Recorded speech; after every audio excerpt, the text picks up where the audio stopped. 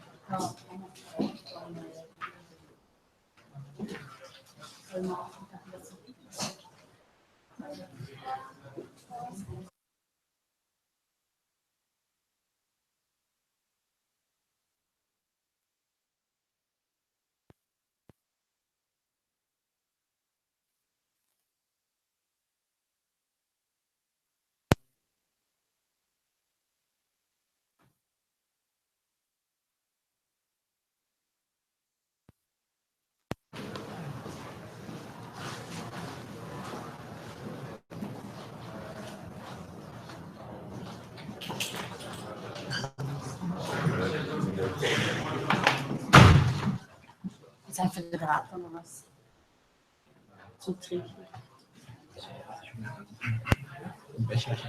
Sag mal, was also fest, oder?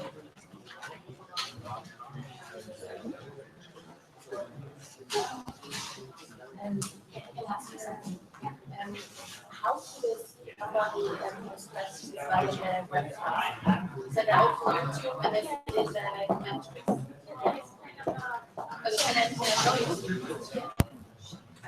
Because I read that we have to put the questions there.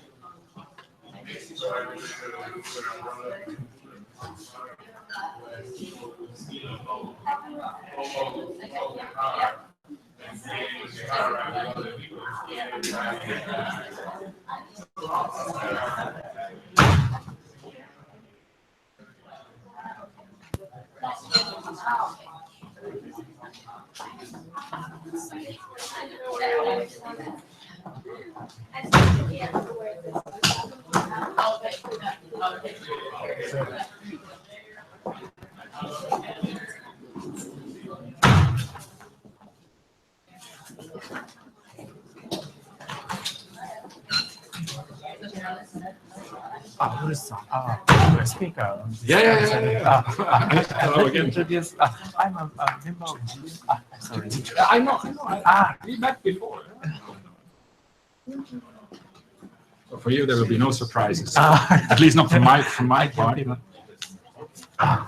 Thank you very much. Thank you. Thank you very much. I'm from Japan, a Japanese Civil Aviation Authority. And we meet again in Montreal. In like 3 weeks. Yeah. I'm coming next time. I suppose. So thank you very much. Thank you very much. Thank you. Hallo, was? Oh. Hallo, na? Ja, Mal in einem anderen Forum, ne? Wenn erzähle ich dann da was. Waren bevor alle. Ja, da wird nicht viel Neues dabei sein. Das heißt, Input, Referat, vielleicht die Diskussion. Ja. Naja. Aber man kann. Hast du gerade gekocht, oder? Ja. So hierfür? Gedacht, macht Sinn. Ich habe auch mit ICAO darüber gesprochen natürlich, ob sie da sind, weil ich hätte gedacht, eigentlich als UNO-Organisation sollte von ihnen da sein, aber sie haben niemanden. Nein, ich weiß, wir haben uns total gewundert, aber IMO auch nicht. Also wir sind, Sie wollen mich dann sogar missbrauchen, um dann vielleicht dann noch irgendein ICAO-Statement zu machen. Okay, ja. Da könnte ich ja immer als Nein. Nee. Das sollen die schon selbst richten. Ja, das stimmt. Hast du von unserem Workshop schon gehört, den CTI-Workshop Ende Juni? Gehört, aber... Es hat eine Abstimmung da. Wir wissen noch nicht genau, wer jetzt letztlich auch alles dazu kommt, aber die Info kriegst du dann. Das ist sicher immer gut ist, auf dem Laufen zu sein. wahrscheinlich irgendwo mit dem was beschäftigt. Ja. Anfang nächsten Monat ist ja GMP 11 und dann müssen sich in Europa noch das eine oder andere bisschen verdienen. Wahrscheinlich. Ja, ganz bestimmt.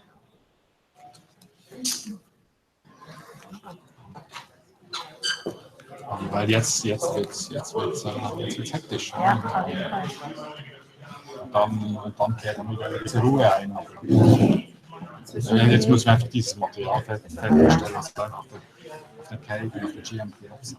Dann GmbF im zweiten sicher viel zu tun. Ja, ich hatte Georg gestern an der Strippe. Ja, auch einfach Ruhe bauen. Das wird schon Narrative. Das bin ich. Ja, merci.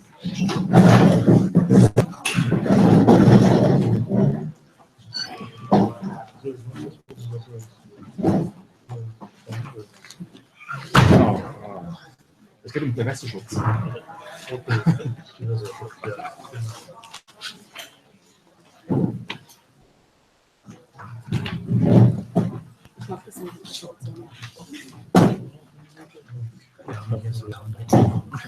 Okay, wunderbar. Ja. Und vor und zurück. Okay, alles klar. Ready to take off. Let's get started.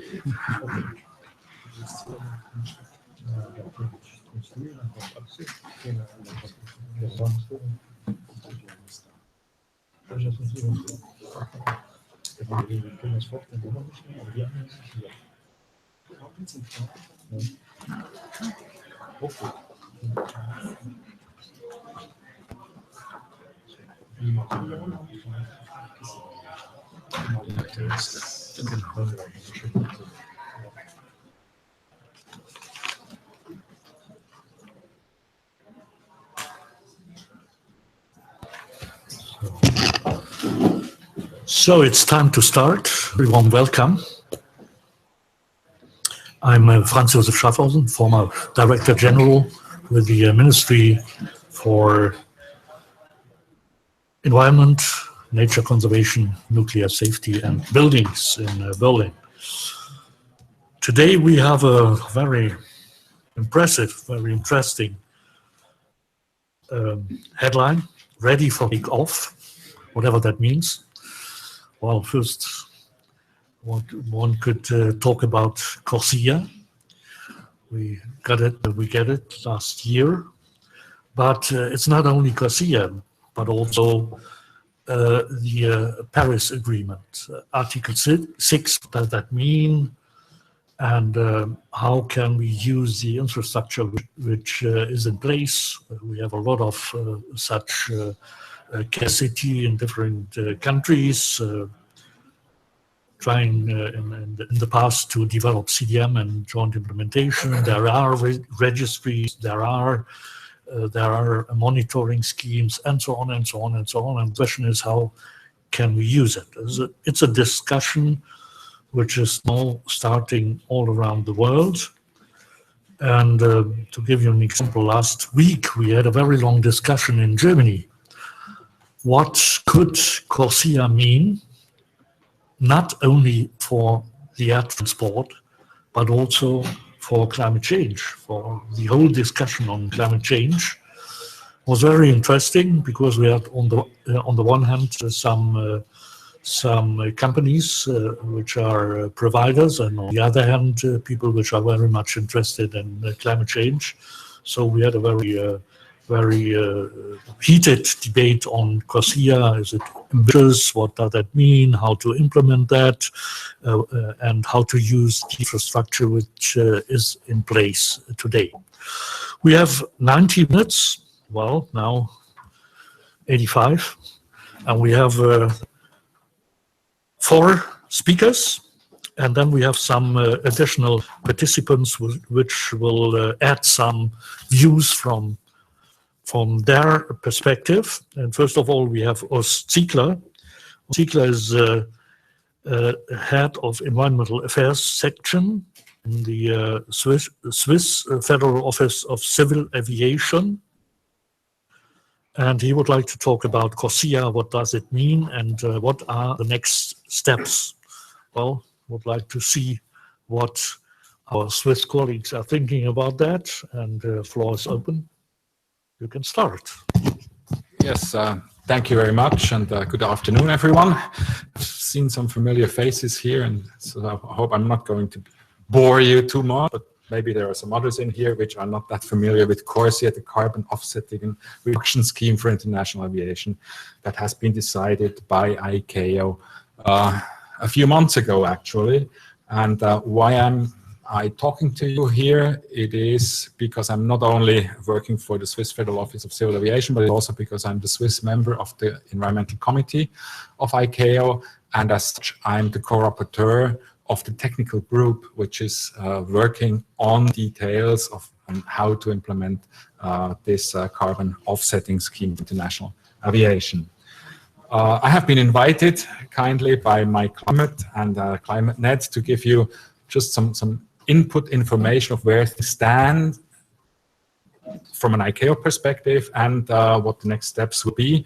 And I'm, of course, then after that, happy to discuss with you and share maybe my personal views, but my presentation here is mostly based on material that is already publicly available on the ICAO website. So there shouldn't be too much contentious material. It's more like giving you insight where things stand and what we're actually doing. I have split up my presentation in 3 parts. One is I will say a few words about general principles of the CORSIA. Then an important element is the timelines we are working towards, and this is quite challenging, as you are will see soon. And then lastly, say some words about the criteria that will have to be used when it comes to the eligibility of units that can be used to offset the emissions of international civil aviation. So what do we see here? It actually is the problem.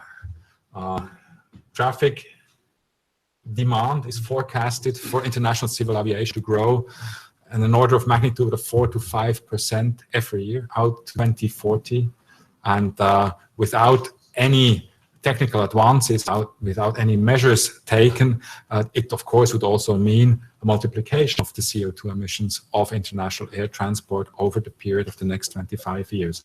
And it is quite clear that measures have to be taken, and ICAO has been active in this field for the last 15 years at least, to try to find technical and operational measures to reduce the emissions of international aviation. ICAO has set itself a goal of reducing or increasing efficiency of operations by 1.5% every year, and has also set itself a goal of carbon neutral growth from 2020 onwards. And if we look at this carbon neutral growth goal, then it means that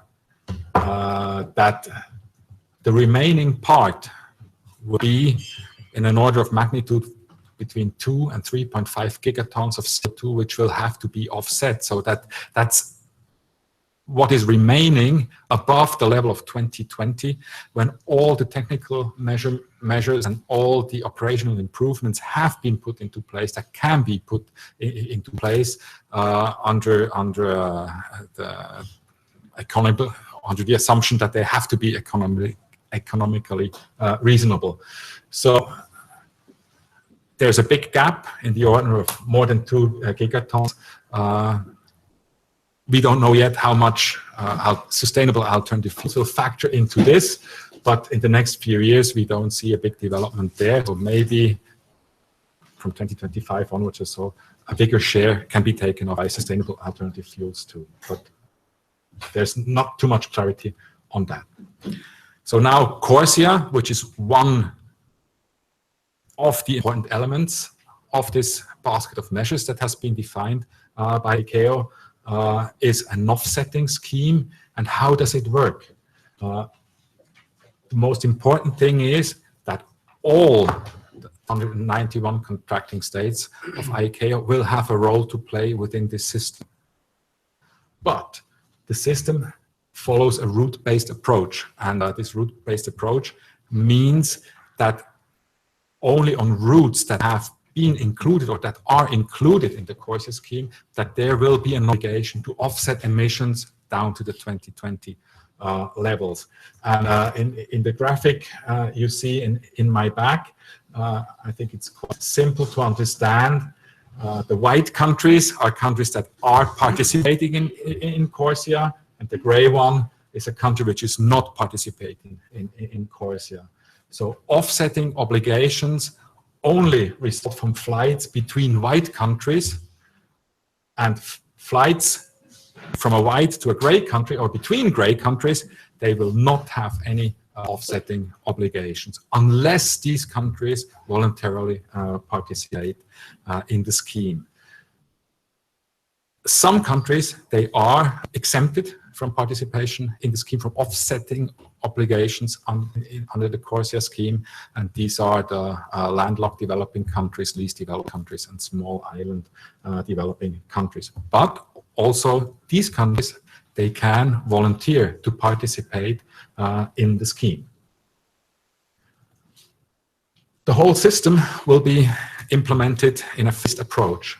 First of all, again, the goal is carbon neutral growth from 2020 onwards. So the obligations to offset will start in 2021, which is also the beginning of the pilot phase. And the pilot phase is the first 3 years of the scheme. And then we have a first phase till 2026, which is voluntary for the states to participate. And from the second phase onwards, based on certain criteria, participation is mandatory for the states. But all member states are invited to participate on a voluntary basis. Up to date, I don't ask you to read this information there, but until today, 68 states have signed up for voluntary participation from 2021 onwards, and 44 out of these 68 states are the European states of the European Conference of Civil Aviation. And all these 68 countries together, they cover about 87.5% of the CO2 emissions of international civil aviation. That's the official numbers produced by ICAO. So where do we stand with the implementation of this scheme? It's a challenge, and I have taken this slide from a presentation from the regional seminars from ICAO, which took place last week. So the slide is actual. And if you look at the arrow which says we are here, then we are actually really there plus 5 days. So it is more or less the latest information. And if we have a look, I don't know how I can show this, it's a bit difficult without the mic, but on the left-hand side, up to number 5,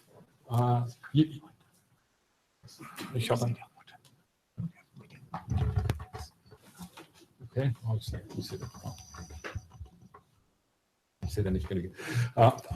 so on the left-hand side, up to number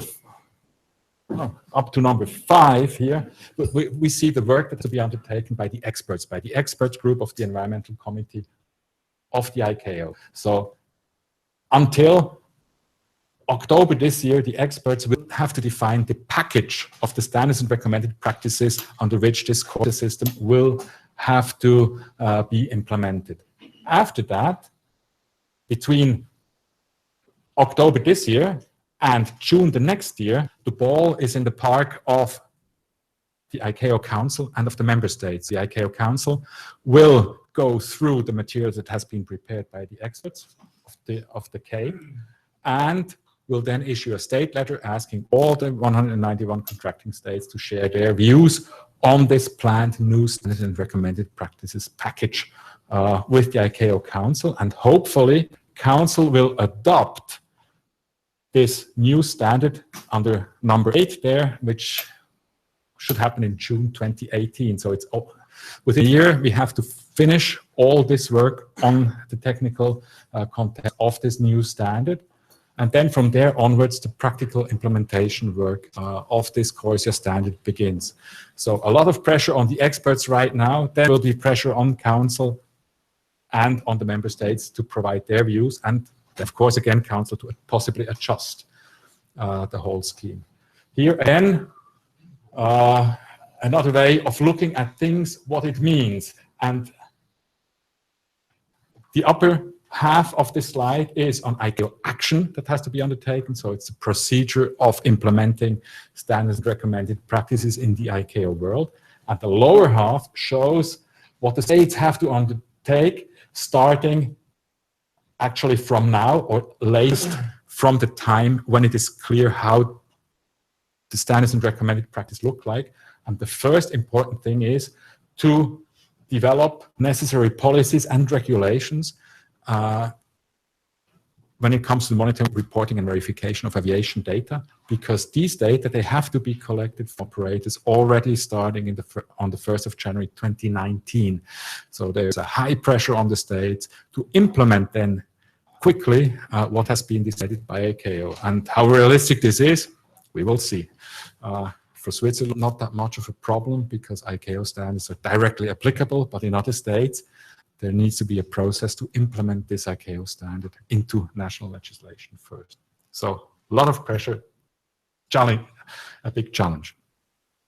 And with this, and I hope I'm not already over my time of my 10 minutes or so, I would like to share with you the two last slides of my presentation, which is about the general criteria that have to be applied when it comes to programs that want to generate offsets to be used under the CORSIA. The Committee on Aviation and Environmental Protection has already expressed or has made a decision on what elements programs have to cover and to show in order to make them acceptable under the CORSIA. So these programs will have to show that they have clear methodologies and protocols and a clear development process. They should have an expression of their scope on what they are addressing.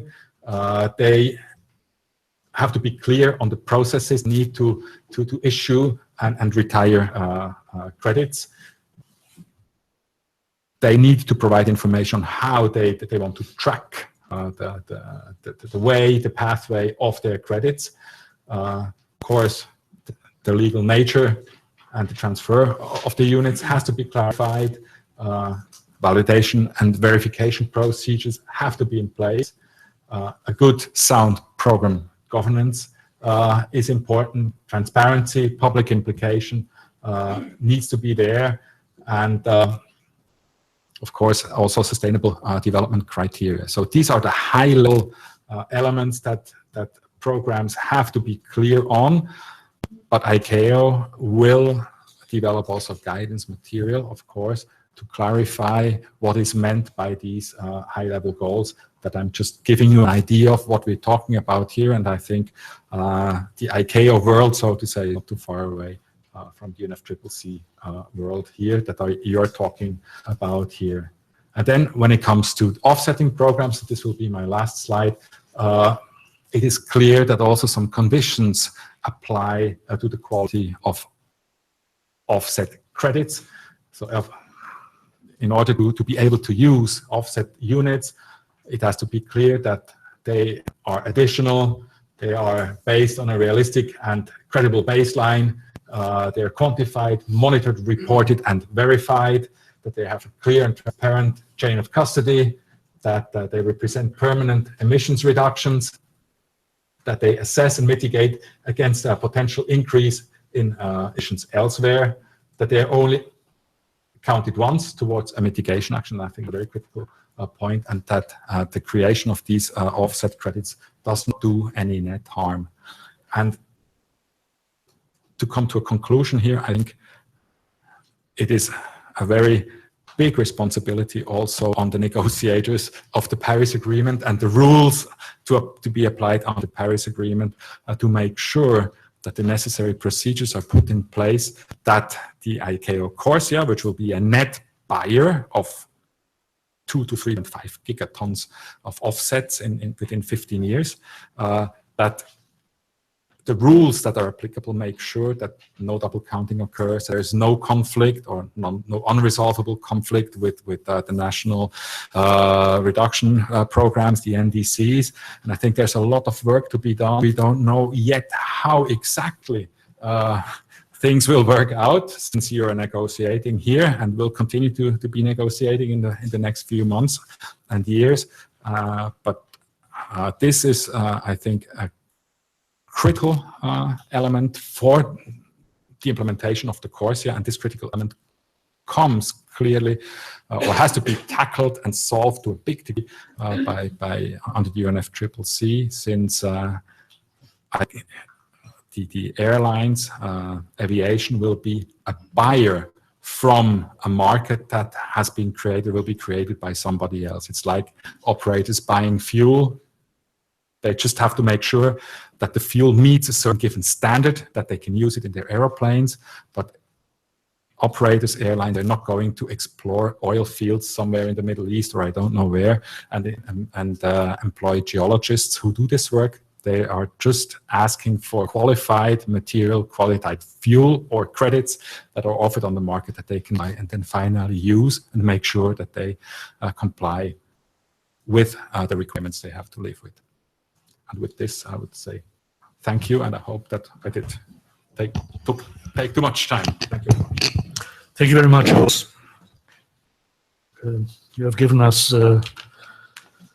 some insights what the structure of CORSIA is, and from the climate change point of view, I must say that coming from Kyoto, I'm getting more and more nervous. What's going on with the what's going on to the aviation, and when will we get an instrument working, a mechanism working? And then we started in the EU with the emissions trading on aviation, and we learned a lot that it is not so easy to implement, to construct the necessary technicalities, which means register, which means valid data, to collect all the data. And some colleagues here from the German emissions trading authority are here in the room, and they know exactly that it has not been very easy to collect all the data, and the same will happen to CORSIA and to ICAO, and the time is very, very, very pressing, very short. I was a little bit astonished when I saw the time frame, and we have to wait and to see what will happen there. Are there any questions here? Yes. No? Okay. Very small one. Yes, Yeah. just a small one. Just on the last point in your criteria, I wondered why you've gone to the no net harm rather than a positive framing of, doing something that's of benefit to communities, ecosystems, and the climate, and just framing something so you get a much clearer positive outcome. Well, I think it's like in the UNFCCC world. It took a lot of discussions to get to these formulations, and we were happy to have this list and at least to have this statement saying that there shouldn't be no net harm.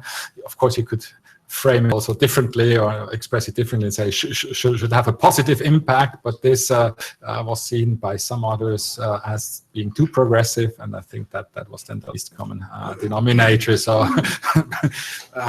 that's how things go. But I think that's really the baseline. Shouldn't do no net harm. So.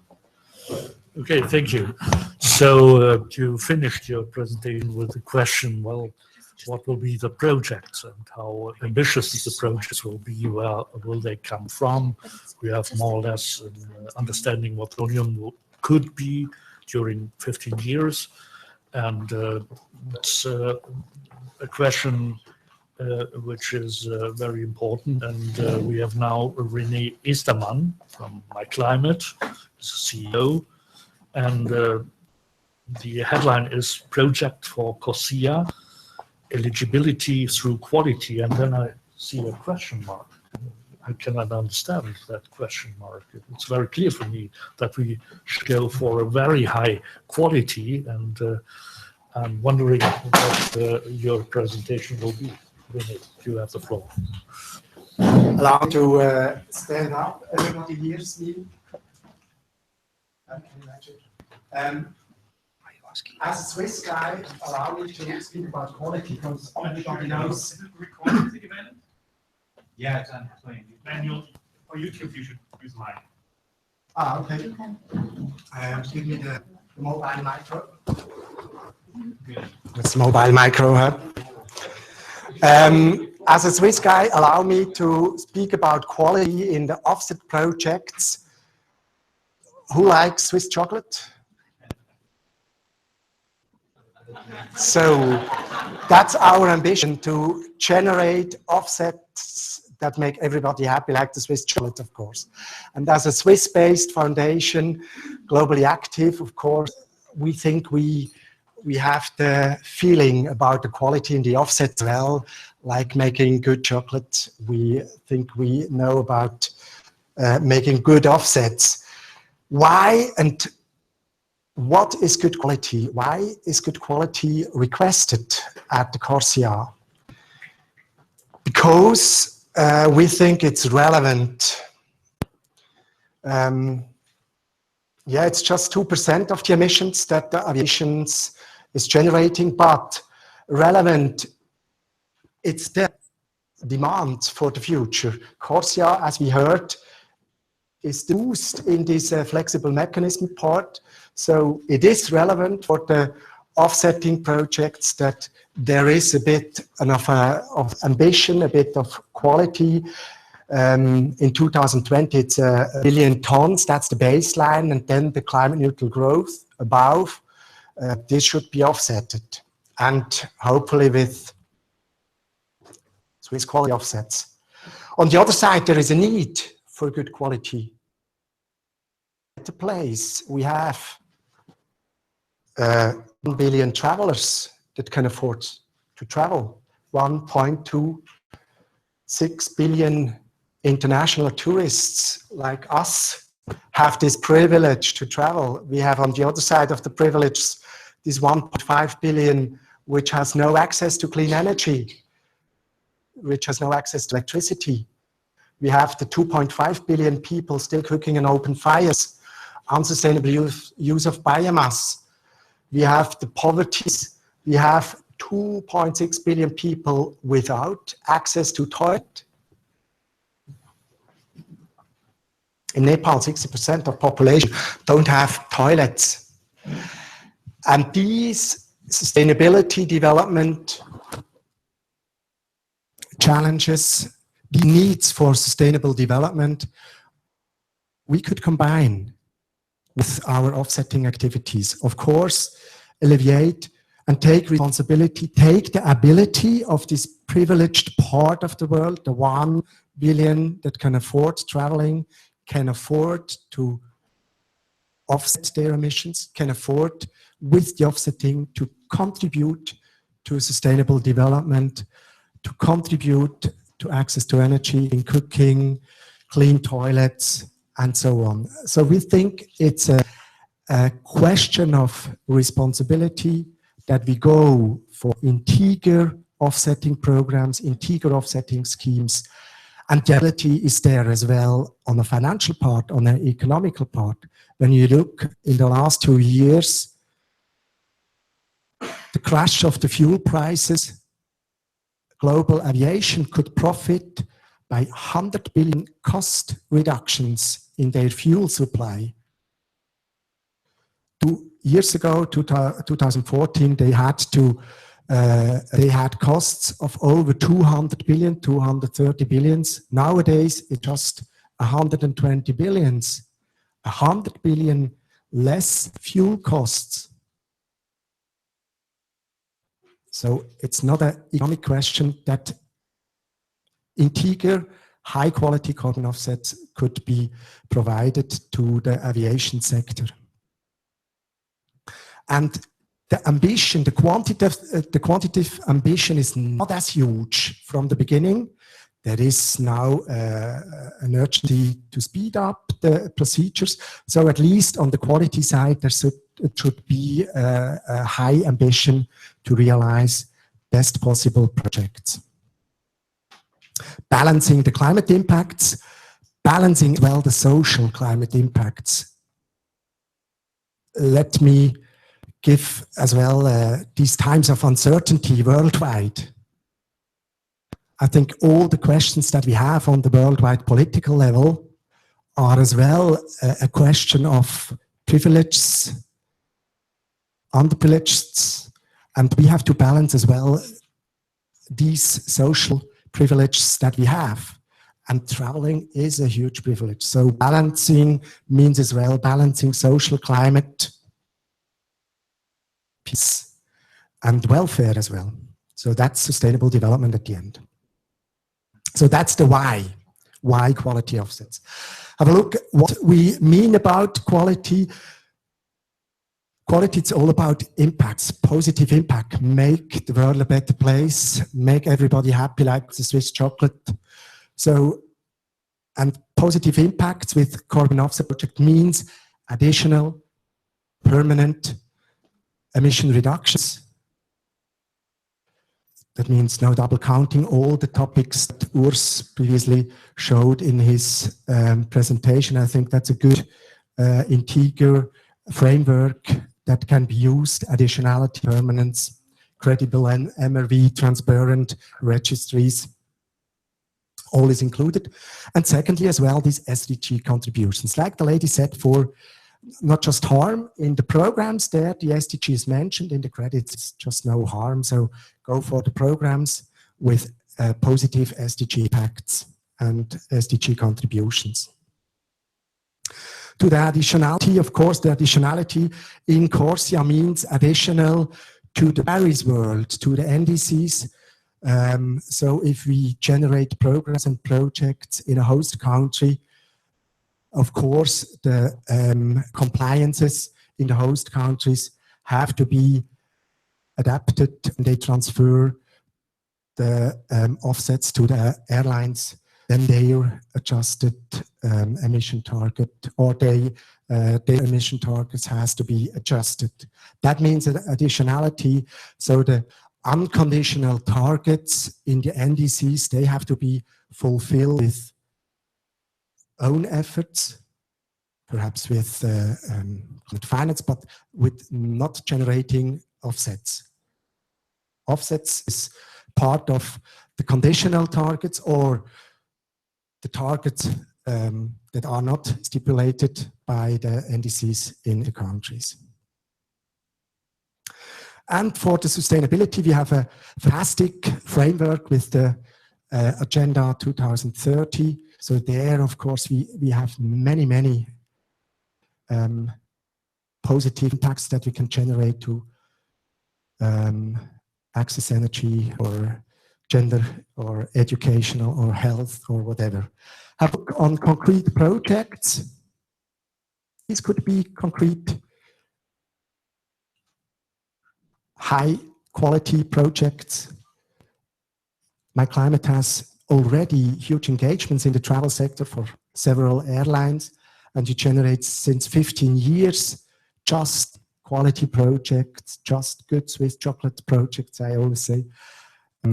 Like this rural biogas activities in India, Nepal, in Egypt, in several areas.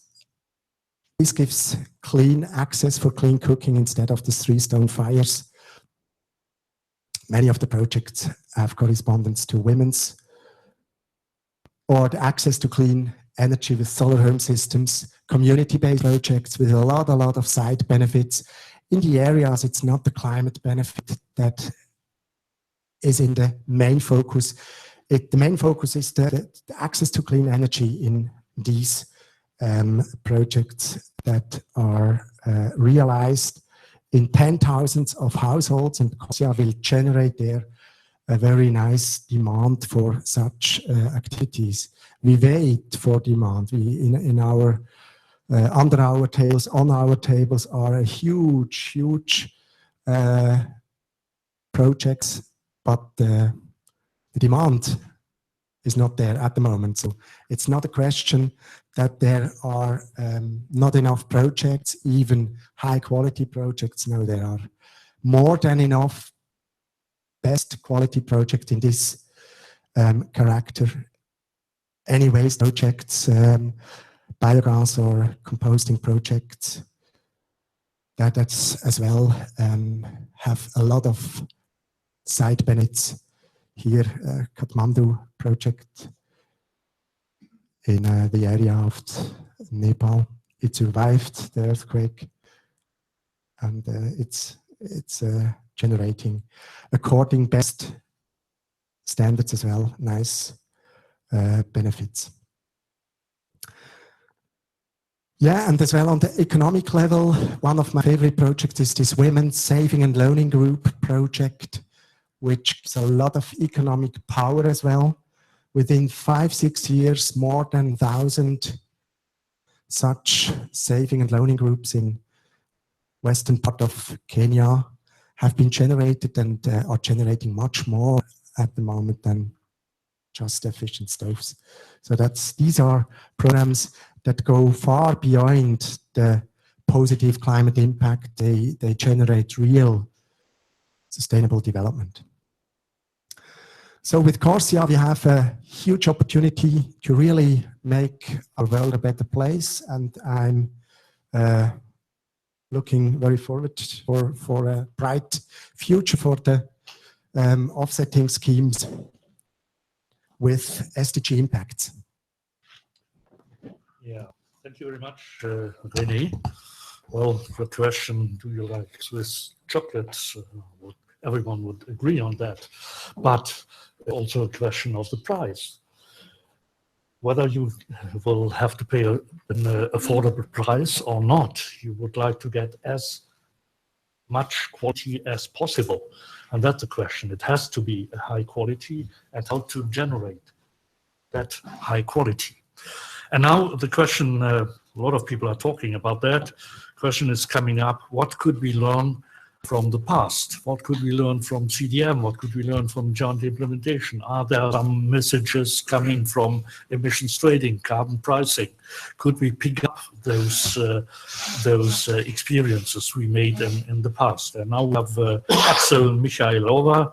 He is from the Perspective Climate Group, and a lot of very practical projects are prepared by that group, and now he will talk about the role of the CDM for CORSIA.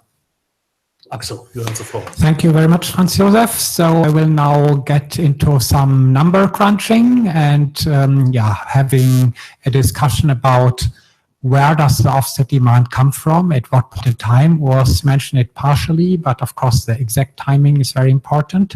Then I look into the CDM pipeline, how many offsets are actually there, and what would happen if we have different kinds of eligibility requirements. How many offsets would be shaved off, and how would this impact on balance of the demand? And finally, I would come up with a few recommendations for ICAO. So Urs has described the system, so essentially generates some kind of residual demand. It's not like an emission trading system which covers the whole emissions, it just covers the extra. Also, most of the demand will only come relatively late in the second half of the 2020s. And of course, during that period, we might see a situation where the demand from CORSIA might start competing with the demand under the NDCs for the Paris Agreement, because 2030 is the target year for most of the NDCs, and I would expect that most governments in the last 3 years of the period will consider whether they need offsets or not. There is also a clear statement in the CORSIA decision that emission units from existing or future market mechanisms under the UNFCCC shall be eligible. If I, of course, look at the set of criteria that Urs has described, it's not fully compatible, because there are now a few criteria like the harm rule that don't exist, at least currently under the CDM, and that are heavily contested in the negotiations about the Paris mechanisms. So we'll have to see how this principal rule now will be applied in detail.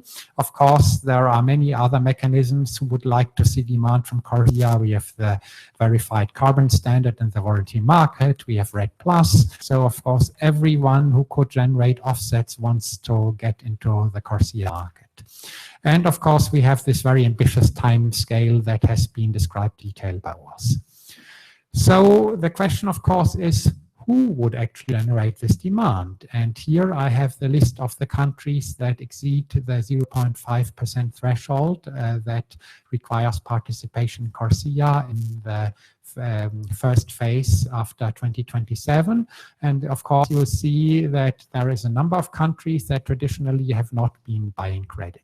Of course, it's clear now the airlines have to buy, but it's clear also that governments of countries which have strong airlines will have a say what to do there. So it is, of course, generating a big difference from the Kyoto market, where we had industrialized country only.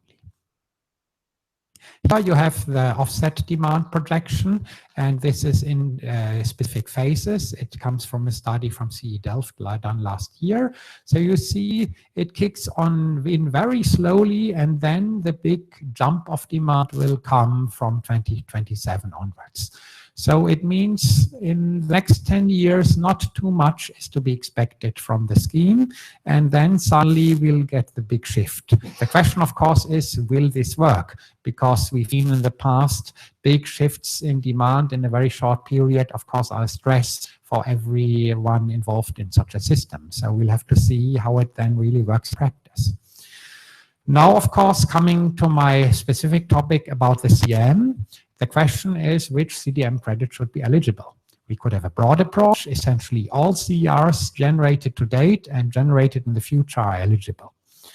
Then there could be the narrow approach. And for narrow approach, we would have a number of restrictions. We could restrict certain project types to certain host countries.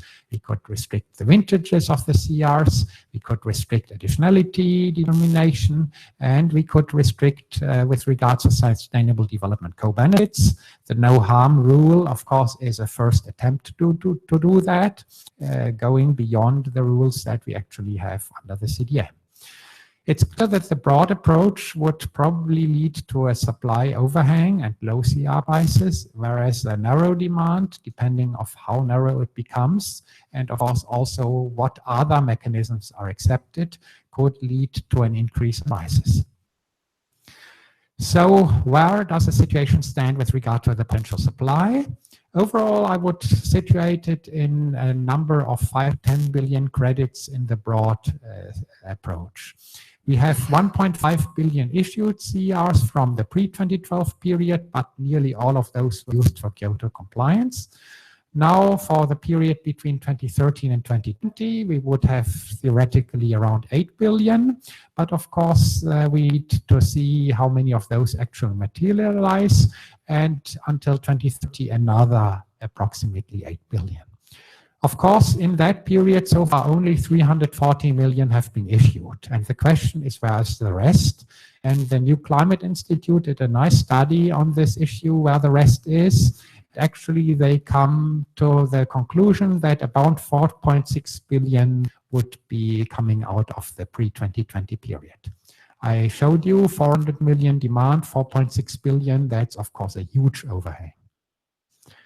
Now we did at Perspectives together with First Climate Institute a study for AFW back in 2015, which is very relevant to this issue because we looked at different kinds of eligibility criteria for CDM and we then modeled what it means for the actual supply. And with those scenarios, we find that, of course, you can severely restrict supply. For example, a scenario which was very relevant in the past is restriction to least developed countries only, because that would then mean you can maximize the sustainable development benefits, and you would also probably have good additionality of activities. But then, of course, our third scenario is probably very much akin to the scenario that would be seen by many stakeholders who push the sustainable development agenda. And you see that in this third scenario, about 2 billion tons are shaved off. So that, of course, would mean instead of 4.6 billion in the period up to 2020, we would only have 2.6 billion. But still, of course, it's much more than the initial demand we would get until 2027.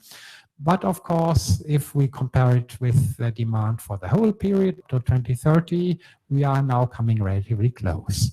So, of course, if you want to balance supply and demand, you have to twist the sustainable development criteria for the mechanism. But again, I'm not talking about other mechanisms that might also try to bring supply in. And here, of course, we have then the impact on the project types. Depending on the scenarios, you see that there is a massive shift of project types. Renewable energy, the red bars, they still remain relevant also in a sustainable development benefit scenario. But of course, all the industrial gas projects, for example, would vanish. So you see, you can play with the system according to the criteria, but you need to be aware of the consequences this brings. So to come up with recommendations, there should be detailed assessment on the offset needs for the airlines at 2030. We have the Delft study, we have the nice graph coming from ICAO itself, but still it should be refined further. We also should try to get scenarios regarding offset prices and supply, depending on the criteria the supply that we currently have in the 2020 period. If we would not get any further supply, if we throw out all the pre-2012 CRs, then it would be consistent, but of course any future generation would add. And so we need much more research on the 2021 to 2030 supply, depending on the criteria. We need a public discussion on which criteria are necessary to generate trust in the system. In my view, the CDM experience has shown that additionality is a key criterion to generate trust, and of course a certain contribution to sustainable development. Of course, there are many shades of discussion have been encountered in the past. So we need to see how now to operationalize the no harm rule and whether one would find, for example, airlines would be willing to go beyond the no harm rule. There should also be an approach to try to engage with CDM project developers because they so far are very, very about the new kid on the block, which is CORSIA. They don't know whether it will become really relevant for them, and especially if host country governments that operate strong and big airlines, like for example in the Arab world, if they have policies in mind to, for example, link the demand to projects in their own countries, then of course this discussion would have to be started very soon. And of course, last but not least, what is very important, that the MRV system for CORSIA is actually using the experiences from the CDM, and that we don't build a new system at high cost from scratch that doesn't take into account the experiences. Last thing should be absolutely normal, but if I look, for example, at what happened with the Green Climate Fund, I'm no longer so sure that normal things are happening here. So thanks a lot, and I'm looking forward to the discussion. Well, thank you very much, Axel. Well, not to reinvent the wheel again on monitoring, reporting, and verification. That's the right way. And thank you very much for giving us an idea what the future market could be and how to balance the demand and the supply. That's very important, and not only for the price, but also whether we will have the volume. Now we are coming to the important question. What will CORSIA possibly mean to the Article 6, or how to integrate, how to link both mechanisms? And we had a workshop last autumn in Berlin where we discussed with several actors. World Bank has been there, myclimate, Atmosphere, and other project developers. And every time the question was posed, what does that mean for the different approaches we have, and how could they be developed very closely to each other? And therefore, we have now John Dransfeld, and he is from Green Week. That's a mixture of two languages. Greenwerk, that's German and English. We call that in Germany Dinglish. He is from the Climate Advisory Network. Björn, is standing there. Björn, you have the floor. Thank you. But I'm not sure whether I can answer all those questions you've been raising now, and or rather I can just shift them to the discussion. But basically, I'm going to want to create some awareness that the Article 6 negotiations and the CORSIA scheme are sort of in a twin track of designing mechanisms, and that we should not disregard this. So I'm sort of summarizing what has been said before. We see in the resolution of the ICAO from last year that indeed CORSIA is going to rely on UNFCCC-based mechanisms and put a focus on them. So that means that either the CDM, in case it is still existing or is still going to be accepted, or future market mechanisms under the Paris Agreement are going to be a sort of a gold standard or a very relevant source for offsets. If we look at the Article 6 negotiations, we are we're sort of in a process, and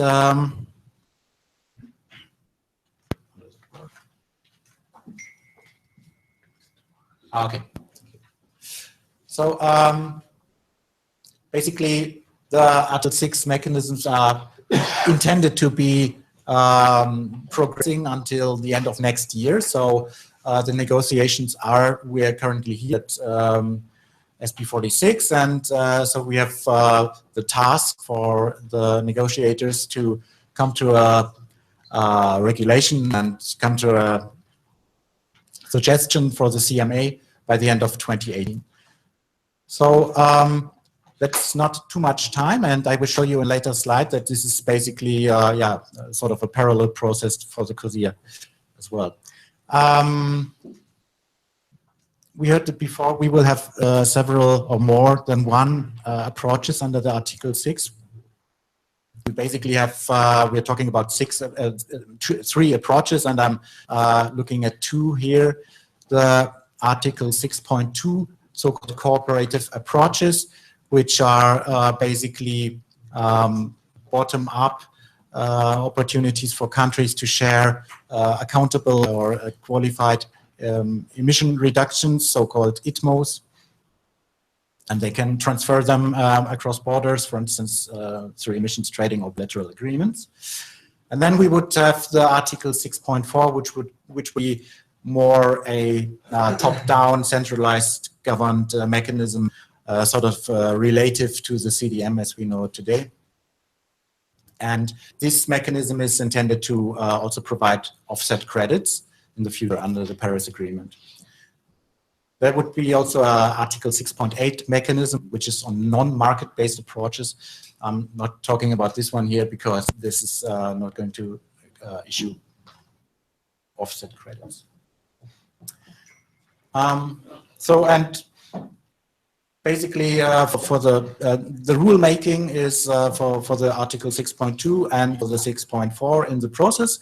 We, as I said, have 1.5 years left for the negotiators to develop details, and for the Article 6.2, it's a guidance on these approaches, and more specifically, in more detail for the Article 6.4, there will be rules, modalities, and procedures at some point in time.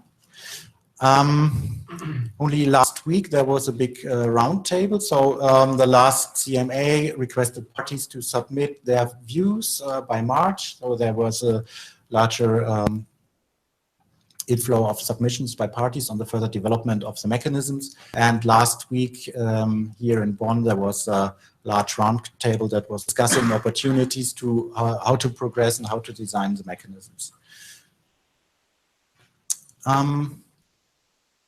I'm not sure whether we have some negotiators here with us who can provide more insights afterwards. So might be a thing for the discussion. We've seen this in a way more sophisticated fashion from Urs. This is the CORSIA implementation process, and we are basically somewhere here in the implementation, and we saw all those green bullets and all those tasks for the sub-bodies that are pretty challenging. So I just want to make sure that you understand again that at the moment the details for the CORSIA are being spelled out. So if we look at those two processes, we have, as I said, a twin track. We have the Article 6, the UNFCCC based Paris Agreement mechanisms, and we have the CORSIA. This is the time.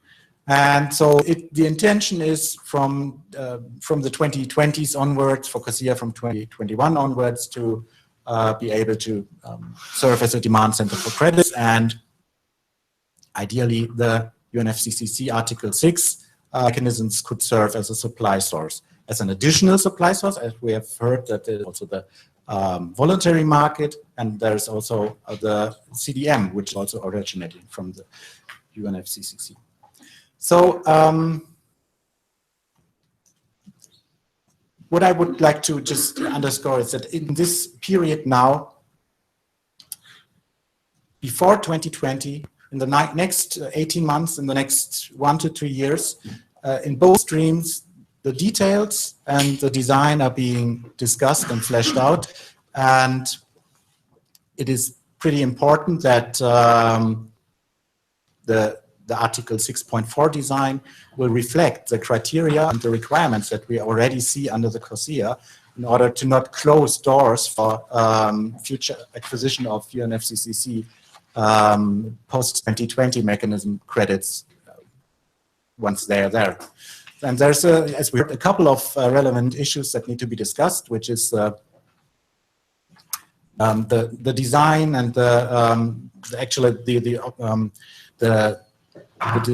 design and the quality of the Article 6.4 mechanism credits. So how can we ensure that those are additional?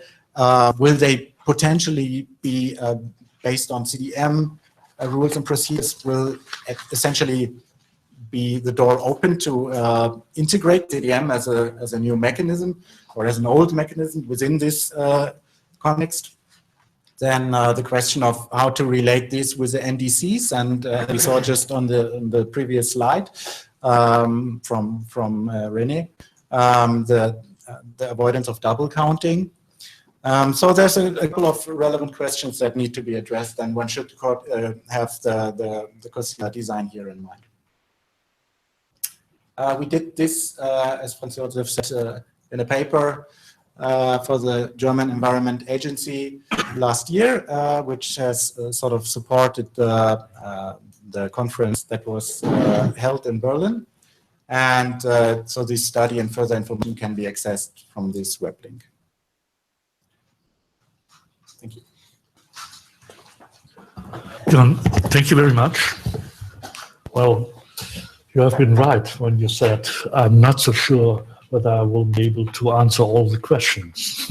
All the questions are open now. A lot of questions are open now. And now we have someone from an airline.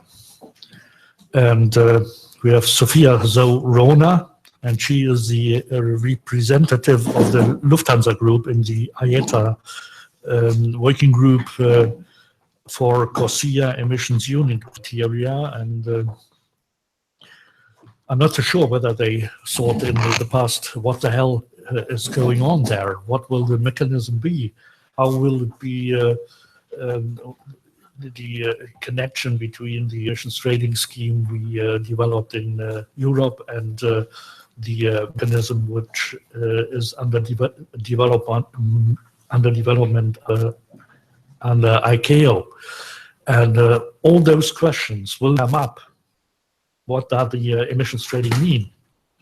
and the discussion is underway. The amendment of the directive of the emission trading directive in Brussels. What will that mean when CORSIA will be developed and when CORSIA will possibly work? And time is very short, and now we will get her views on CORSIA and the implementation and what Lufthansa, for instance, is thinking. What should happen with the all the questions which have been posed by previous speakers. You have the floor. Thank you very much. Yes, thank you for the very interesting presentations. I can totally agree with you. There are a lot of questions at the moment which have not been answered yet and which will have to be answered in the future. Just to also come back to some history, aviation industry contributed to the ICAO process, and we totally agreed on implementing a global offsetting scheme, especially as we also had the experience with the emissions trading scheme, as you mentioned, within the European Union. And I would also like to highlight that aviation is a very highly competitive business, and therefore of course, we prefer a global international scheme which is implemented all over the world to ensure a level playing field for all airlines, not only the one for European airlines which are included in the EU ETS. But as you also mentioned, it is still unclear what will happen to EU ETS. There are some negotiations going on within European Parliament right now. After the European Commission published their proposal for the future of the EU ETS, and we are very excited to see what will happen. Nevertheless, there's a lot of work to do to implement CORSIA, as all the participants already highlighted. They're very tough timeframes that we need to keep in mind, and also regarding the implementation work, as we know, and as was also mentioned, there are different rules in the states and within the member states of ICAO regarding implementation. And as the first monitoring year starts in 2019, so the airline industry needs to have a legal certainty. We need to do some administrative planning. We need to do some budgetary planning as well. And yes, nevertheless, we also have experience which was positive on EU ETS, as we have already an MRV system in place, which we have implemented and which is working properly. So therefore, we can also use the experience that we gained from ETS, hopefully for the CORSIA implementation. And we are also engaged at some working groups at the GMTF within ICAO to share our experience that we have made within the system that we have in place right now.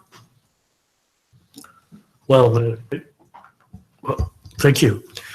Only to say that not only the European airlines are covered by the emissions trading scheme, that are all airlines which are starting and landing within the European territory. Yes, of course, you're right. But as it is that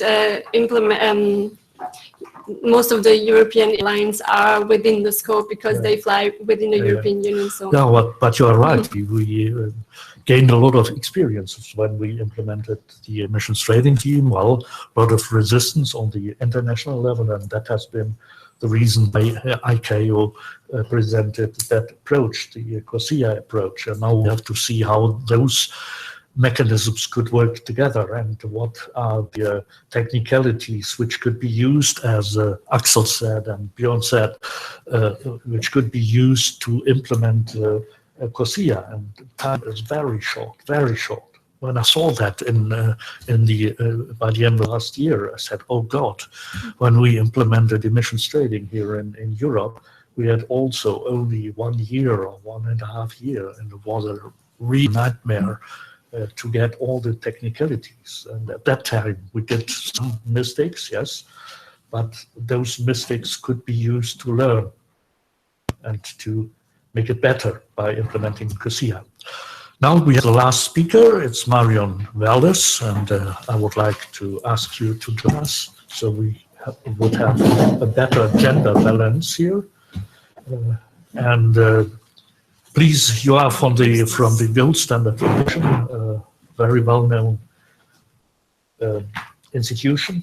The gold standard, we used it in the past. We had a lot of discussion on that, what the gold standard is, additionality, and so on and so on. You know it very well. You have the floor. Thank you. Thanks for the introduction, and thanks to my predecessors, panelists. It was really interesting presentations and a lot of food for thought. I'd like to talk a little bit about quality and why it matters, and build on the inspirational presentation from you, René. But before I do that, I just thought I would share the standards perspective a little bit on some of the rules and the requirements that we saw coming up from ICAO and the CORSIA scheme.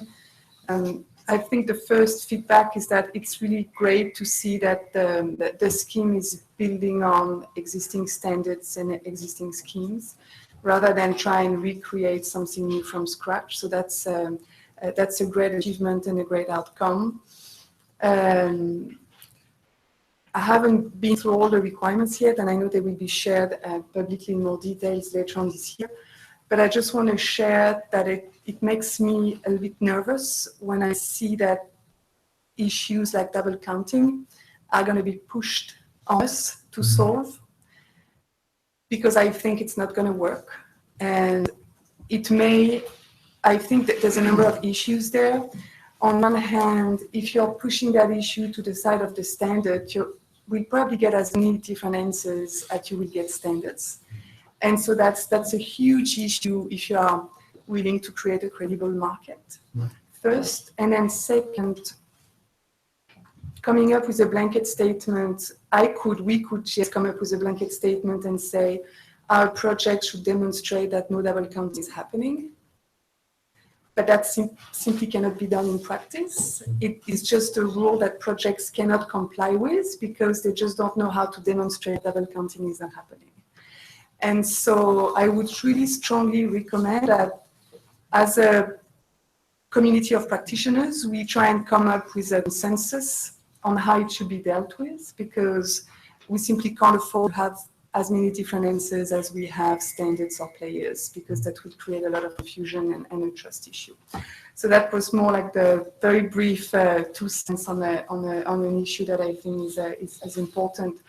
Going back to quality and building on what we heard from René, the numbers that really resonated with me, René, is the 1.20 billion travelers and the 1.5 billion people without access to energy. And if we could really make those two numbers connect with each other, and if we could make 1.26 billion travelers actually make a difference to the 1.5 billion people without access to energy, I think we would really have achieved something. And quality matters because actually I don't care about carbon. I don't. I care about people. And I know that people don't care about carbon. People care about jobs. They care about healthy lives. They care about access to water, energy, sanitation. And so even though carbon markets and offsets were created to solve the climate challenge, we need to bring that down from a technocrat discussion, an expert discussion, to a discussion that actually people understand, and a discussion that inspires people. If we are to be successful at solving the climate crisis, we need to make it everyone's problem and everyone's solution. And we can't get there by sticking to carbon. By talking about carbon, we will fail. And such a huge market that's going to come online very soon cannot only talk about carbon, it needs to win the hearts and the minds of the 1.26 billion travelers that are going to be paying for those offsets. Right? Because costs will be passed on to customers. And so not only is this important because then we can leverage the power of those people, we can engage them, but it's also important because then we can truly make a difference to the 2030 Agenda for Sustainable Development and truly provide long-term sustainable solutions to the climate challenge as well. And so quality is not only an issue of cost, I think it's become essential if we are to create a credible market in which people trust. And we saw that in Europe, some of the scandals that have tainted the carbon markets have had such an impact on public perception. Actually, we have a very negative public perception on markets now. And so that's also one of the reasons why the policy dialogue and the policy debate has been such an uphill battle, because people don't trust markets. If you can actually demonstrate that markets can deliver sustainable development benefits, then we have won a very important battle. One of the key feedback we get when we share that perspective is so price, how much is it going to cost, right? But supply. I mean, where are those offsets and are they available? Actually, and so I saw the numbers from Axel, and I'm not familiar with those numbers, but the ones that I will share now pretty much echo what we saw from Axel. A study by WWF and the Stockholm Environment Institute actually shows that there are enough high-quality offsets in order to meet almost the entire demand. From CORSIA, I think we have over 3 gigaton offsets available from high environmental integrity and high sustainable development programs. So we don't actually need to look at the lower cost and the lower quality options. We have enough in the pipeline. And so the question is, where do we set the bar, and how do we make it a worthwhile investment? I'd be interested to hear your perspective from an airline, but it can be more than just a tick in the box to meet a compliance requirement. It can also be a way to engage customers, share a story with them, share a positive call to action with them, and really demonstrate that those purchases and those investments are delivering shared value beyond the ton CO2 that they represent. And that can be a hugely powerful differentiator, also from a brand perspective or a customer engagement perspective. So that's really the position that we're taking in those discussions, and the strong recommendation that we are promoting at Gold Standard, and with our partners like myclimate, who are strongly committed to high quality and strong sustainable development contributions. Well, Marion, thank you very much for your statement. It wasn't not only some little remarks, very, very important, the acceptance, not only down, but also bottom up, and to convince people that there is a necessity to act. That's not so easy. I learned that during my career through decades. It's not so easy to overcome the beggar my neighbor phenomena. And it's not so easy to get acceptance for a future-oriented policy. It's far away from German, the climate change. Well, why should we act now? And that's also with the Sustainable Development Goals. It's far away. It's India, it's Africa, and so on and so on and so on. How to convince people to act? That's a very important question. Now we have 20 minutes for discussion, and see you first. Yes, please. Please indicate yourself.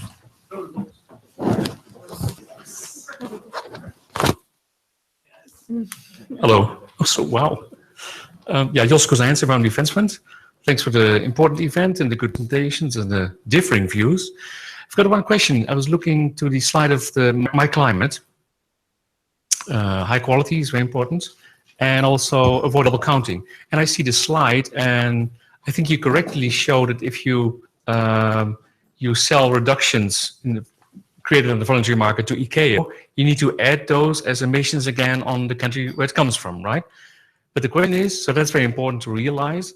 That also needs to happen with the RED or with CDM. If you take it out of UNFCCC, you need to add the emissions back again, right? But where do the reductions come from?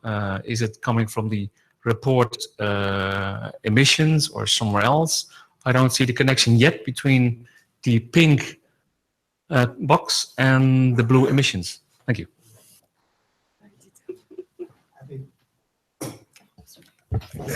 Just these technicalities are now under discussion in Paris Agreement, how is the accounting in the Paris Agreement, in the NDCs, with the conditional, unconditional targets, who has to report on which standards, and to add then any kind of offsets in the reportings. But we have the knowledge and the procedures from the CDM world, from the offset world from the past. So we have to apply it for the new post-2020 Paris Agreement world. But at least it's important that you indeed add the reductions to the host country gas emissions. That's a key thing. Thank you. I saw another question. Yeah. Hi, the lady there. Hi, Simona Lovera from Global Forest Coalition, based in Paraguay. I think I was quite pleased, at least with the fairness of the last speaker, about the almost impossibility to avoid double counting. Now, you say that you want to follow UNFCCC rules. At this moment, there's a very intense debate about the need to avoid double counting, because happily there's still some countries that do not so much believe in carbon, but in any case in mitigating climate change, and realizing that if you allow double counting, you will actually undermine the environmental integrity of the convention and of the Paris regime. So we just can't afford it. And I'm very pleased with the strong principles that were presented in the very first presentation in that respect. But having that said, it is quite an essential dilemma. I mean, some of the lovely Swiss chocolate projects, for example, that were presented, I recognized as actually already being part in, for example, RED Plus strategies of a country like Kenya. So if you would indeed include that, that would definitely be double counting. And I think some of the other actions are undoubtedly part of, for example, the NDC of Nepal also. So logically, they would be part of NDCs. We're talking a post-Paris world where all countries have an NDC. And of course, for example, the CDM is pre-Paris. The CDM didn't have that problem with double counting. So aren't we trying to mix apples and pears in that respect? In so far that, you will have always a problem with double counting. And more profoundly, I think that in this discussion about this huge dilemma of double counting, there are more and more countries that actually feel that in a post-Paris scenario, there's no space for offsetting in the first place. Also because it doesn't fit within a 1.5 degree scenario. And there's really a need for end-to-end strategies.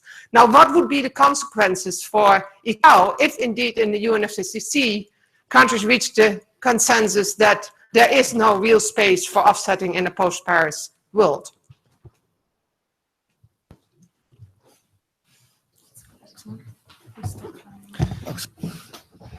Well, of course, we have NDCs that are not covering all sectors, and we also have conditional and unconditional parts of NDCs. I would think that most negotiators would agree that if NDCs are not covering certain sectors, these sectors could still produce offsets. And also, of course, most, if not all countries that have part of the NDC conditional climate finance have also said that revenues from offset sales are part of that. So it doesn't mean that in the post-Paris world offsets are no longer possible. Of course, there might be such a decision, but I don't think it's practical.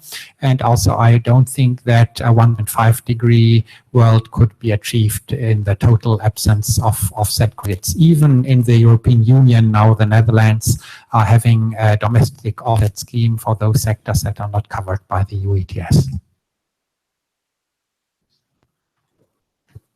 Yes, I would mention the same, that I think it's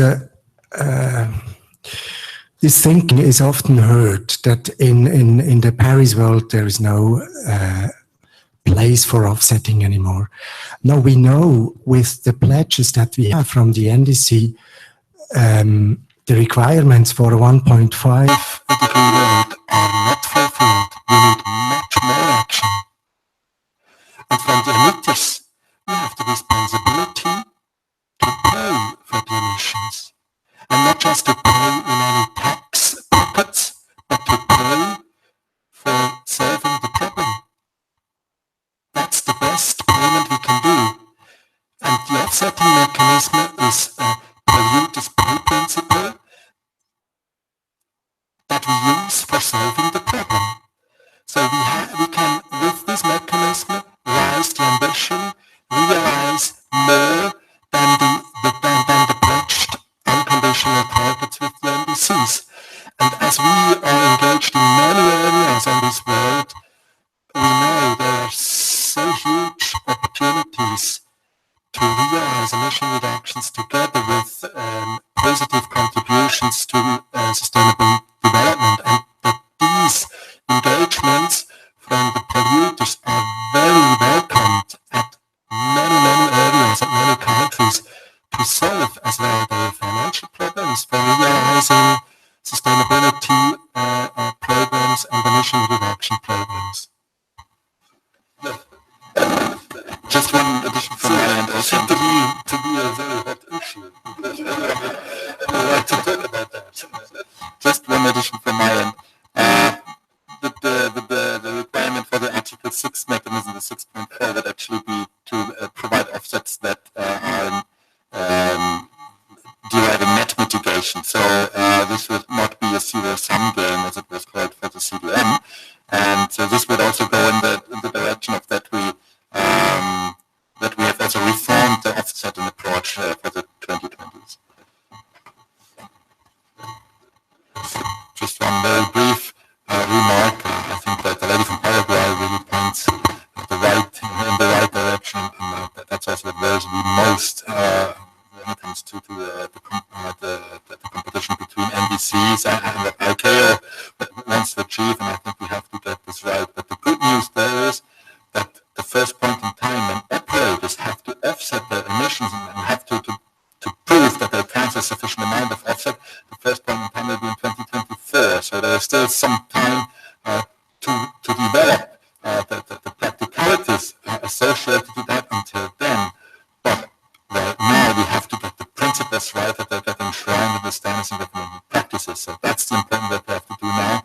But the good news is we have some more time to get the details right, and also the Assembly resolution has also provisions which enable an adjusting of the directions if we should find out that we missed something. But for now it is important to get the principles right, and I think there, from my perspective, we're on the right track. In bringing up this issue, like there should be no data counting, and I know it's difficult to solve, but we have to live up to it. Yes, please. Christoph Thies, Greenpeace. I want to go a little bit away from all the technicalities and double counting and so on, but still pick up on the last part of Simone's question and concern, which is at least what we know from science is a 1.5 degree option to keep it alive is so challenging that probably every single emitting sector needs to reduce. There's not a single one, and so that includes the aviation sector. So now my question or my concern is, what are your plans, what are your options to really reduce your overall global emissions? As far as I know, the emissions are still going up higher than most other sectors. I totally appreciate that this is a big challenge for you. But there must be ideas and plans how, at least over time, these emission rise will stop and eventually will be reduced. And then what would be, also maybe a question to Axel, what would be the maximum incentive to over time at least reduce the emissions? Because I kind of disagree with you, René, that you have to do more than the polluter pays principle. You have to do more than paying, you have to reduce. Maybe not overnight, but over time. And so how can an incentive be there and increase an increasing incentive over time when you have the opportunity to offset your emissions instead? Thank you very much. We are talking about the 1.5 degrees target, but even the 2 degrees target, we all know that the present NDCs are not sufficient to meet the 2 degrees target. And that should be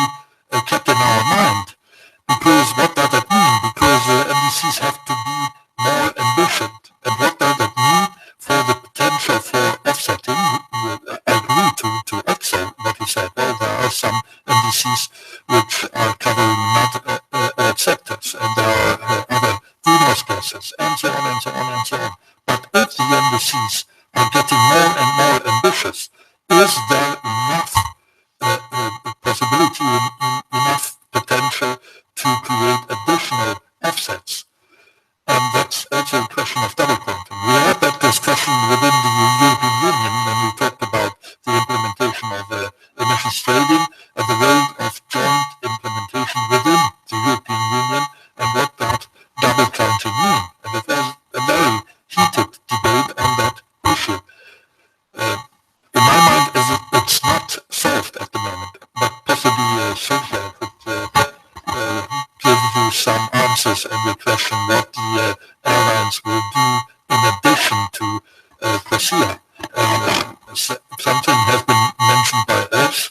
There are some efficiency targets in place, but what does that mean for the absolute emissions? Thank you very much. Yes, I agree with your question. That's the point which is not yet clear how the CORSIA could contribute to the 2 degrees goal from the Paris Agreement, because the CORSIA goal is only carbon neutral growth starting in 2020, but the Paris Agreement could seem even more ambitious compared to that. But nevertheless, also as the Paris Agreement is only on a voluntary base, also CORSIA starts with a voluntary base from the beginning, but as we already discovered, it will get mandatory in 2027. And I would also like to remark that the CORSIA is only one strategy, one pillar of the industry strategy that was set by the industry itself and also by ICAO, as was showed on his first slide, I guess. There we could see about the different strategies and methodologies that should be implemented to address the carbon CO2 emissions reduction. And if I may explain the strategy from the aviation industry point of view, we have a short-term goal, which is to improve fuel efficiency about 1.5% per year. This already happens right now. Then we have the goal from carbon neutral growth, which is covered by, or which is trying to be reached with the CORSIA system. And then we have a long-term goal, which is a 50% reduction of net CO2 emissions in 2050 compared to 2005. So I would like to conclude that CORSIA is only one part of the basket of measures regarding the environmental strategy of the aviation industry, and there are a lot of more measures to be set. For example, as you mentioned already, operational improvements, technological improvements, and also, for example, infrastructure measures that are set also on the floor. And yes, so for example, we have fleet rollovers who contribute to energy efficiency and therefore also mitigate CO2 emissions. That will be an example of what happens at the moment at the aviation industry. Thank you. Now I have a question to Marion and Axel. Do you think that there is enough volume in the market, high quality volume, to offset the additional emissions beyond 2020? Yeah, I think supply is not an issue. I think supply is not the issue. As René was saying earlier, I think we had enough supply. The question is, we see more and more project developers leave the market. We see more and more auditors leave the market. So the question is, how long are we going to have to wait until demand really picks up again, and how much damage is it going to make to the market infrastructure? And so that's more the question. Everyone is pretty much in a survival mode right now, and the longer it takes for demand to pick up, the less players and the longer it would take to build up supply again. But I think supply is the just going back to the question from Greenpeace and from the lady in Paraguay, on offsetting, I would encourage you to read a policy paper that we have just released. We are proposing to shift the paradigm from offsetting to reduce within and finance beyond. And I actually think that this is how it should be framed. We need to make sure that reduction targets are in line with the 1.5 or 2 degree world, and that beyond those reduction targets, there's also a commitment to finance emission reductions somewhere else. The only issue is that with the aviation industry, reductions are not feasible. And so that's why I think the elephant in the room that no one really talks about is behavior change. Are we really going to be able to continue to fly as much as we're flying today? And this is, I think, the discussion that we should be having.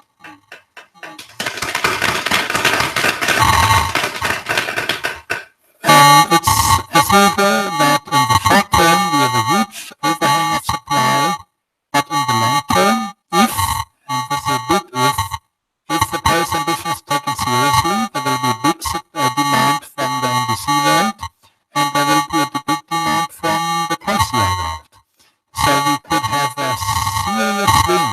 The question, of course, is would, if when the demand is so strong, the system be sustained, or would then the exit clauses that we have in CORSIA, the assembly can realign the system if it is seen as not fulfilling the current requirements. So how are these exit clauses being interpreted?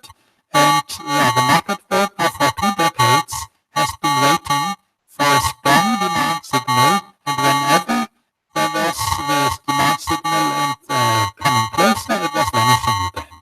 So as Marion rightly said, the market world will not have a patient that is going on forever. So maybe at the point in time, the offsets are severely needed to really bring us an emission path that is ambitious. They may no longer be available. So talking about supply overhang in the short term doesn't mean a healthy market in the long term. And I think that this, for example, requires retrofitting of CORSIA requirements over time, and it also requires really setting of long-term signals that those who produce mitigation and reductions are actually rewarded for them.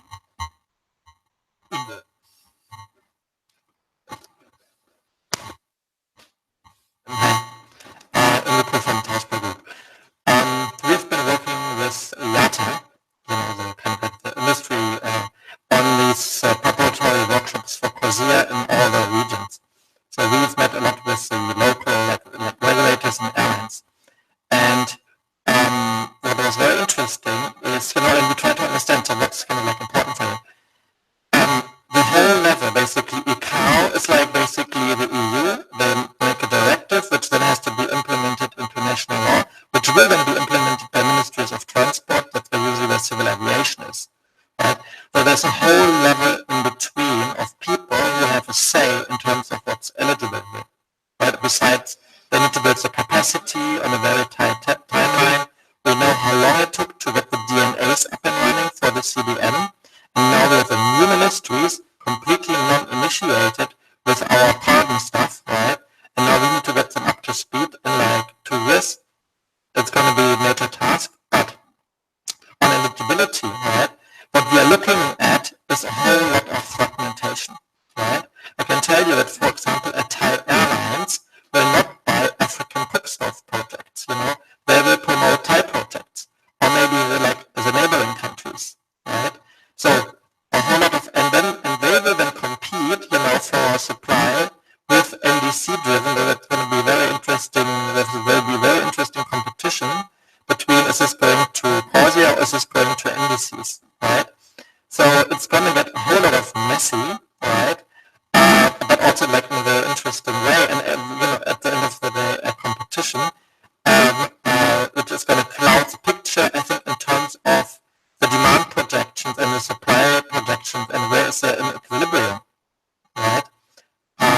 So kind of like as a caveat, it's interesting times ahead, which is basically a Chinese course, right? Interesting times.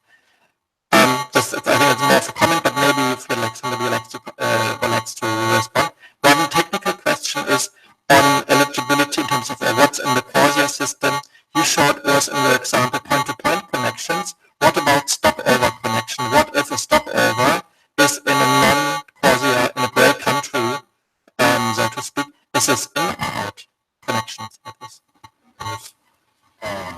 At the profile, it is out.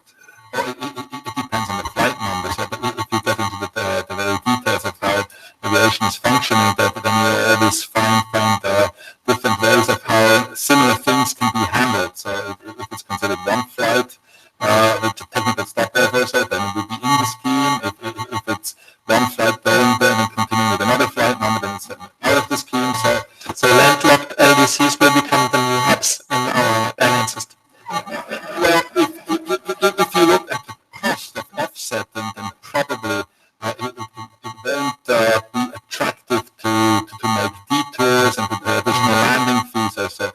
But one important thought would also be that it would be good if also countries that are exempted, which don't have major airlines, or which even might not have a single airline doing international traffic, would volunteer to participate in the scheme, because some of these states, they have heavy traffic from airlines, from companies that are coming from other countries which are in the scheme, and if they also volunteer, then this traffic would be covered too. So it would be good if also some of these countries would volunteer to participate. It would be good for them, for the image, but also for the system as a whole. So volunteering is not necessarily a negative thing. So I see you are planning new investment into new hubs. Now I have the lady in green. Hi, Cassie Perlman, Aviation Policy Officer at Carbon Market Watch. I wanted to return a little bit to this question about the interaction between NDC ambition and offsetting in sectors that are outside of your nationally determined contribution. If I was receiving money for offset projects in a sector that was not covered by my NDC, that would be an incentive for me to never cover that sector under my nationally determined contribution, because I'm getting money for it. So why would I want to up my ambition in my nationally determined contribution through offsetting? You know, what would make me want to include it would be climate finance, because then I could count those emissions reductions to my national target, and I would want to expand to cover all sectors over time. So I think this is also one of the limits to offsetting indefinitely, and is a direction that we might want to start taking things of financing for encouraging ambition in developing countries in the future. Thank you. I have a last question here, because we are running out of time. Please. Mine is quick. Yeah. So a question for At what stage of development are the emissions unit criteria? You mentioned that they were approved already, but there's still some work going on those. Well, these basic criteria I have shown you, they have been approved and adopted by the Environmental Committee of the ICAO, and so they are as they are, and as such they can become part of the whole package. But the way they are explained more in depth, there's elements that still have to be elaborated, and the discussion goes on there in the whole framework of regulations. These guidelines or this guidance material will be placed. So these high-level principles, I think they are as they are, and they're accepted. But then when it comes to explaining them and to fill them with life, then there's certain that to be undertaken. So please. Okay. Angela Friedrich, Minister of Environment, Austria. Actually, I have a question. What I understood, the voluntary system is a pilot phase and the first phase, and is there any difference between that? That's a very easy technical one. And then, I guess it's easy. And then you said that 68 states assigned. There was Mr. Ziegler, and that is 87.5% of the emissions. And what I understood, that's for the first phase or for the pilot phase. And then I was kind of puzzled when I saw the slides of Mr. Mikhailova, when the predicted demand is in the pilot phase 117 whatever, first phase it's 271, and then in the second phase it jumps to 2,323. And it doesn't fit emissions are already covered in the voluntary phase, how is the jump possible? And then I have my last question for the predicted credits. You said it's 7.8 million CDM credits that are there between 2021 and 2030. Are these just the credits you think there will be because of the registered projects? Thank you. I can only say something to answer the first two questions. The third one about the same, I don't have any specific information on that, but the first, the pilot phase and the first phase, that they have a difference in us during the first phase.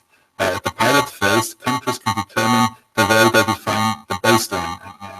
So that there's a small margin where countries can play with how they want to define the baseline, and that was the result of negotiations, which made the whole package acceptable to the 191 states. So they had to introduce this provision for the first 3 years to give a certain flexibility in the very starting phase of the scheme. And after that, in the first phase, the way the baseline is calculated is the same for all participants. 87.5% of coverage. That's from today's perspective of how much is covered. So that's the aviation activity and related emissions that are covered by the scheme from the starting point onwards.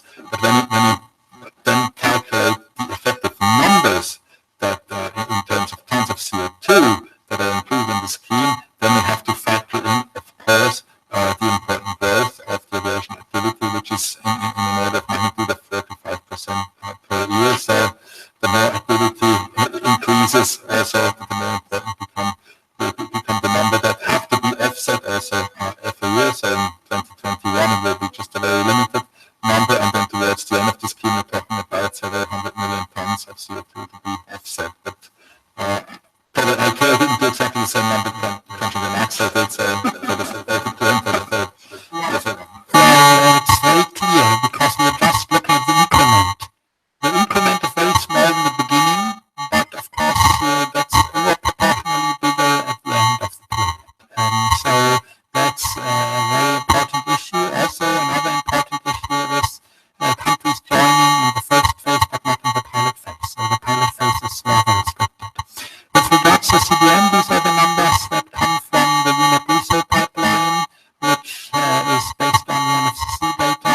So that is the most robust estimate. Of course, it doesn't take into account what would happen if the market would be revived. Then it would increase. If, of course, the market remains at its current stage, of course, not these 8 billion tons will not materialize because no one will bother to issue credits if they make a loss. Thank you very much. Unfortunately, we have to close the meeting, and it seems to me that it has been a very interesting discussion here because there is one signal for someone who is a moderator. How many people are leaving the room? And we had only some people which left the room. That's a very good signal. You came back, yeah. That's a better signal.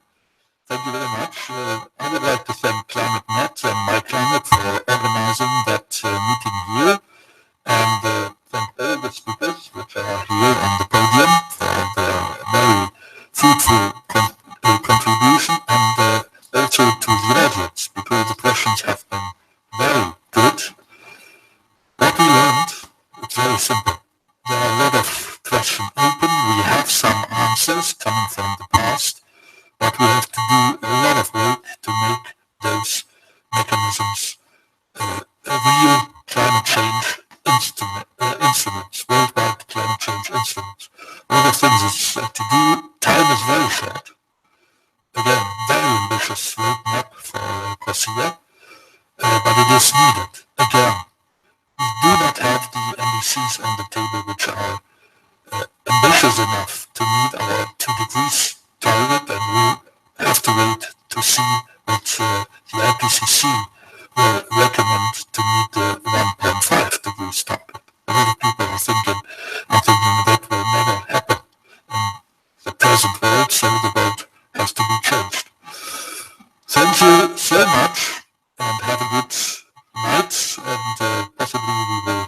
discuss again on the aviation issue, which is a very important one, and I mentioned that before. I was very much involved since Kyoto on aviation, but also on the shipping sector, and also the discussion on the ships are proceeding. That's another issue which is very important, and that's not only CO2, but also the other pollutants which are very heavy, which are very important. Thank you very much.